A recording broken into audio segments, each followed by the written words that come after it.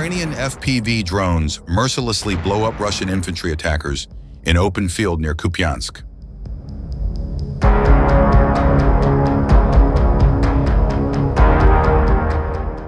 Russian forces attempted a frontal assault across open terrain near Kupyansk, sending an armored group into a minefield under Ukrainian observation.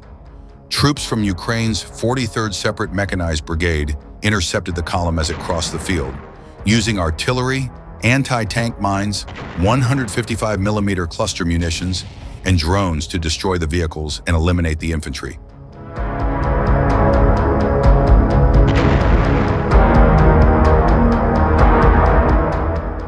According to the brigade, the Russian side lost 38 soldiers, 4 infantry fighting vehicles, a buggy, a civilian car, and a motorcycle in the failed assault.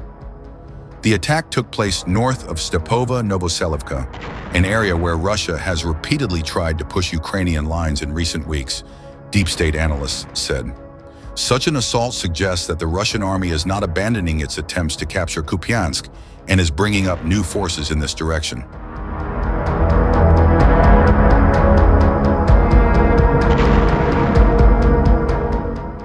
The territory surrounding Kupyansk bears a resemblance to Kiev's geography, with rolling hills and proximity to the Oskol River's broad floodplains.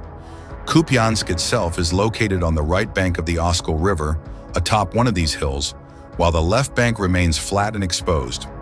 South of the city lies Kupyansk-Vuzlovi, a critical railway settlement that serves as a major transport hub.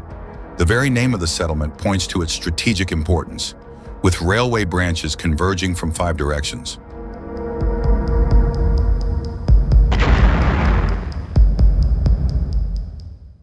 Kupyansk and Kupyansk-Vuzlovi are essential to Russian plans, primarily due to their logistics value.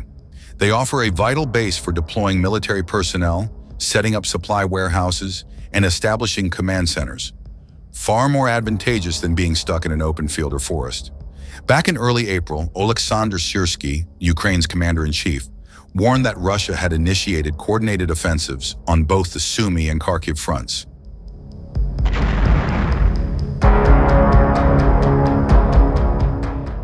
On the other hand, Russians deploy anti-drone vehicles to assault defense positions near Bahatir. The Khortytsia Operational Strategic Group, together with adjacent units, fought off a Russian motorized assault on the settlement of Bahatir. The Khortytsia Operational Strategic Group published a video of the repelled assault. For the assault, the Russians deployed 18 motorcycles and 10 vehicles equipped with anti-drone protection, which were moving across the field in an attempt to approach the positions of Ukrainian defenders. The movement of Russian vehicles was detected in advance, which allowed the artillery to open fire on them with cluster munitions while they were still approaching the positions of the Ukrainian units.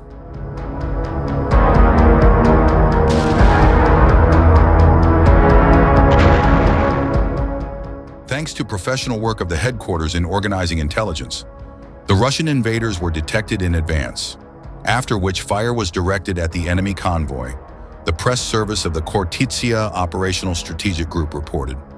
Another part of the enemy managed to take cover in the nearest forest strip, where, thanks to close coordination with brigade and command, significant losses were inflicted on the enemy.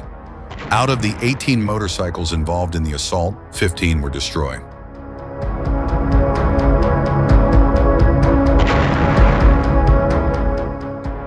The assault also involved 10 civilian vehicles equipped with anti-drone protection, which proved ineffective, as the defenders destroyed 9 out of 10 vehicles.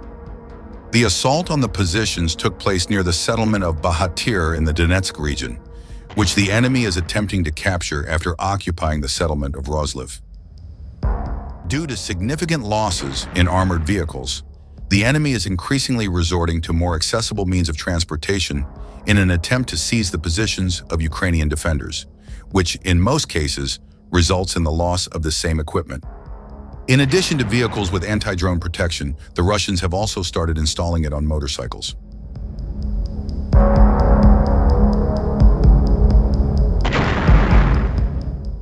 Militarny previously reported that Russians started using motorcycles with a sidecar protected by an anti-drone grille. The published video shows a motorcycle with a sidecar whose internal volume has been expanded and is not equipped with a seat. Given this, it can be assumed that such motorcycles are primarily intended for logistical tasks.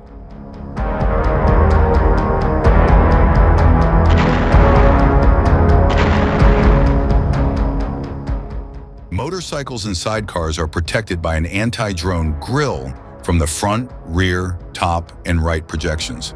The left projection is not closed, most likely for faster and more convenient loading and unloading of cargo. It is worth noting that the average maximum load of such motorcycles varies within 150 kilograms. This design significantly reduces this figure, which leads to a load on the chassis and affects the motorcycle's stability and maneuverability.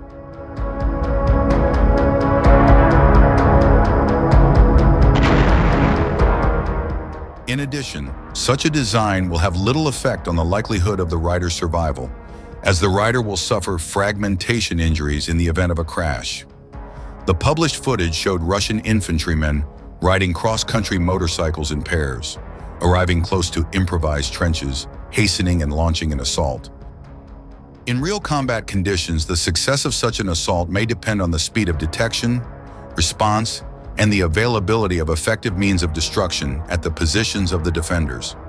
It is worth noting that this is not the first time that Russians have conducted assault operations using highly mobile and fast equipment, such as motorcycles or motorized vehicles.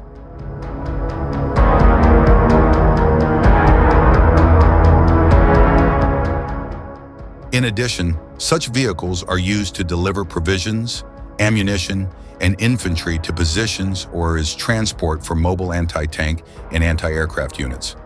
Their speed helps reduce the time spent in the open, thus reducing the time to detect and destroy. Despite their high speed and maneuverability, such vehicles often become easy targets for FPV drones and artillery. And due to the lack of protection, the crew's chances of survival are minimal.